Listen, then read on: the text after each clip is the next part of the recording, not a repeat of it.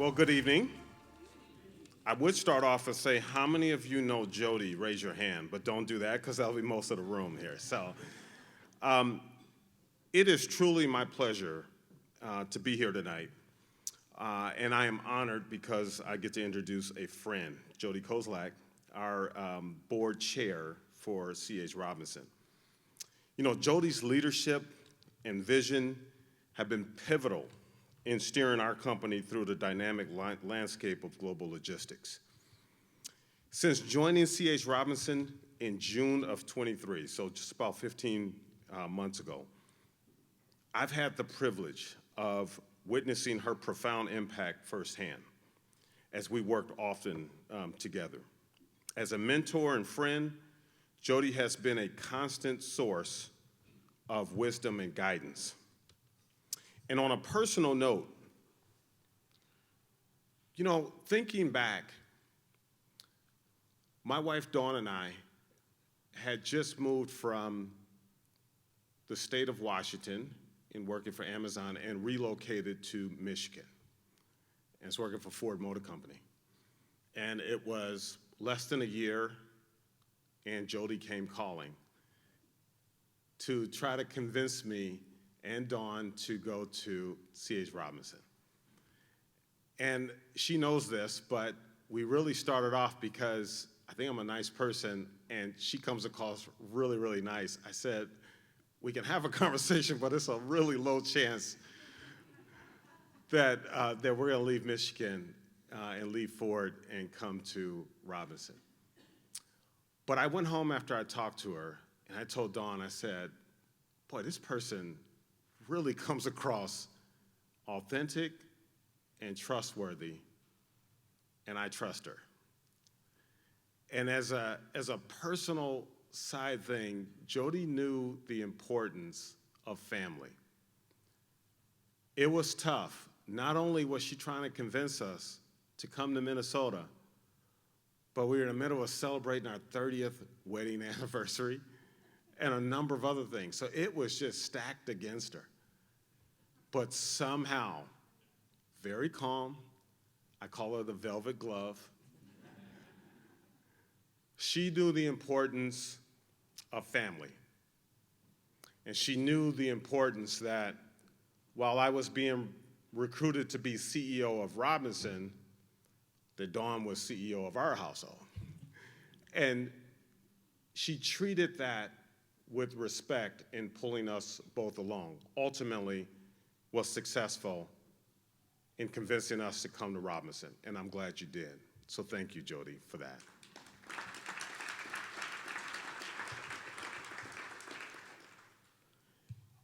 You know, being a board chair is not easy, as a number of you know. Being a board chair in tumultuous times is even tougher. And that's what we've had in the last year, to be honest with you. And when I look at it, it takes some things. It takes grit, it takes patience, it takes leadership, and I witnessed all of that in Jodee.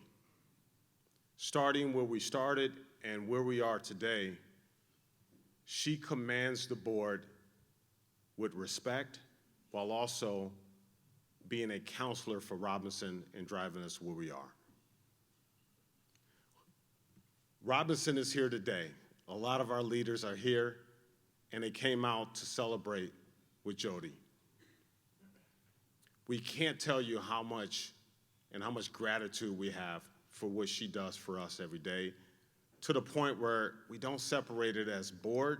She's really part of the family in being part of Robinson. So thank you for that, Jodee. We do really, really appreciate it. Jodee's career is distinguishing. Most of you know this, but she had a distinguished career as Senior Vice President of Alibaba. Before that, she played senior roles in legal in Target, as well as serving as Chief Human Resource Officer for Target, and a litany of recognitions and awards that could go on and on and on. In a world where the only constant is change, Jodee's steady leadership has been invaluable. Her ability to keep us accountable, challenge us to reach further, and guide us with clarity has been instrumental in our ongoing transformation. Tonight, we not only celebrate Jodee's achievements, but also the collective success of all the distinguished board members here. Your dedication to excellence sets a standard for us all, and I think you saw that so far tonight. There's a couple of words that we talk about at Robinson. One is conviction, because you have to believe in what you're doing and the mission that you're in. The second is attitude, because if you don't have an attitude, your company won't move forward to achieve the high bar that we've set. Well, I can tell you, my friend demonstrates conviction and certainly attitude. And I want you to give a big round of applause for Jodee Kozlak, and congratulations.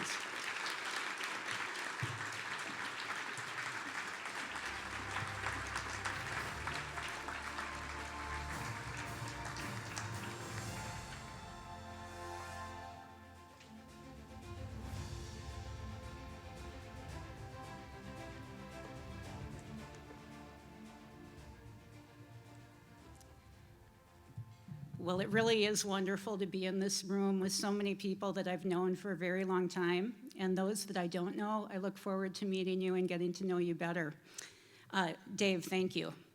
I think one of the pivotal things I will have done and the crowning achievement in my career will be to have convinced Dawn to convince you to come to this community and lead a great company. I also want to congratulate the other honorees from tonight and those who in the past have received this award. I think for me it was deeply humbling and particularly special to receive it from the Twin City business community. So Dave talked about the tumultuous times that we've all been through, but he didn't mention the fact that we went through a pretty rigorous activist situation at C.H. Robinson. And for those of you, first of all, I hope none of you ever have to go through it, but for those of you that do, on a good day, and having two activist board members on your board with you, on a good day, it is truly like having two crazy uncles you didn't know were in your family, show up for Thanksgiving, and disparage grandma's sweet potatoes. Like right out of the box, you start, and it's just nasty from that point forward. And I'm really proud of the fact that we were able to take a very mature approach as the remainder of the board and come together and be thoughtful about the priorities that really mattered most for the shareholders, the pace of change that we needed to put the company on, and that it was already on. And the role of collaboration and just collegiality and respect that needed to be infused into the boardroom during a very friction-laden time. And I would say, I really attribute the ability to lead through that time to three things. And the first are the remaining board members that weren't the activists. We came together. And there were several from the Twin City area, but nationally too. And we were accountable. We looked each other in the eye. We sized up what we needed to do. We rolled up our sleeves, and we got to work. And one of the things we needed to do was hire an amazing CEO. And so I led that search committee. We looked literally around the world, in the industry, out of the industry, and luckily, I was able to attract Dave Bozeman to not only move his family here, but to believe at a time when there was a lot of uncertainty with part of the board being not aligned, an activist in your stock, and a tumultuous, difficult economy ahead, particularly for commerce and logistics. So thank you for believing, really appreciate it. And I think the third piece of that puzzle was a strong leadership team. And we were able to retain the best and brightest. And I look especially at Arun and Angie, who played pivotal roles. It was hard. It took grit. It took resiliency. I'm so happy you stayed with us. And I'm so happy that we've been able to recruit some new talent, new CFO from GE, and others who are here in the room tonight.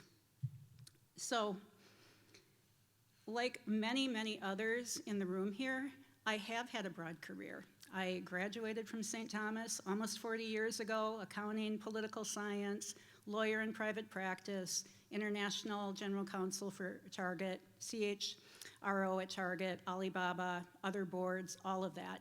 And I say that not to brag about what I've done, but to lay foundation for what I'm about to say. I mentioned that this is such a thoughtful and gracious award for me to receive because it's given by this group of people to me. And having been around the block and seen so many other business communities that don't function the way we do, that don't, to use the ecosystem, that don't come together with the university systems, with nonprofits, with elected officials, with community leaders. This is just a different and very, very special place. And it's as simple as we show up for each other. There was never a time, even when I didn't live in the Twin Cities, when Nick and I were in other states working or internationally, when I couldn't pick up the phone or send an email or ask a question to someone in this room or in the community, and they wouldn't respond. They always responded. And when people would reach out to me, whether I know them or not, I try to always respond. I mean, it really is that basic of a construct that we just help each other out because we know working together is better than doing it alone. And so I've been reflecting a lot on a book that I read literally a while ago. It was back in 2000. It's called Bowling Alone. Not with a team, you're bowling alone. And it's by Robert Putnam, who was a social scientist. And so back in the year 2000, he started getting worried that even back then, we were starting to isolate ourselves and not talk to each other and use technology as a way to get to separately experience the world, and we were starting to be factionalized. And he was concerned about it long-term relating to democracy, but he also made the case that business communities that do that and don't come together and don't show up for each other are really going to lose in the end. And all of the adjacencies that are so interdependent on us succeeding in this room will lose along with them, and that would just be a tragedy. And so he had lots of data and interesting things, but the one story that just always stands out in my mind is the story of a fire department in a very small town in Golden, Oregon. And as they were introducing their annual pancake fundraiser, their big comment was, "You come to our breakfast, we'll come to your fire." That easy, that easy. You know, and you think about the profound consequences. What if you don't go to their breakfast and you have a fire? It's a problem. So I've had the opportunity to work with great leaders who show up for each other, great board members who show up for each other when the going gets tough. When the going is great, they celebrate and they give the recognition to the other people who really did the work. I mean, it's just an amazing cultural philosophy that we have developed here and that I'm so proud to be a part of. And I think about some of the leaders and mentors that I've had that are really selfless. They're humble. They put the greater good of others before themselves. They keep their emotions in check. Even when provoked, they are steady. And they know that inviting more voices into the conversation will be better to find a long-term solution that works for all. And they're wise in a way that inspires and commands genuine respect. They energize you with their wisdom, with their empathy. You want them as your neighbor. You want them as a coworker. You want them as a leader in the community. I mentioned Dave Bozeman. I mean, you epitomize all of that. And you and Dawn are two of the best human beings I've ever met. I'm so happy that you're a part of this business community, and we all welcome you. It's wonderful. I want to talk about two other people that I think are in the room somewhere who I also think epitomize this. And the first is Uhuru Williams, who's the founder of the Racial Justice Initiative at the University of St. Thomas. And he is a historian, yeah. He's my friend, first of all, but an accomplished author, a historian, but someone who, in the aftermath of George Floyd, had an opportunity to go back east, get a bigger job, do more things, and by the way, his wife lived there too, and he decided to stay here and start the Racial Justice Initiative as a way to use history in the past as a lens to sit down and really understand and decompose the present in order to come up with better, more vibrant, and more creative solutions for the future. So, you're my hero. I also want to recognize Rob Vischer, who's here, and he's the University of St. Thomas president. I chair the Board of Trustees for St. Thomas, and I was on the search committee when we welcomed Rob and appointed him as our president. And there's never been a more profound time to have a decent and amazing strategic leader as the head of a university these days.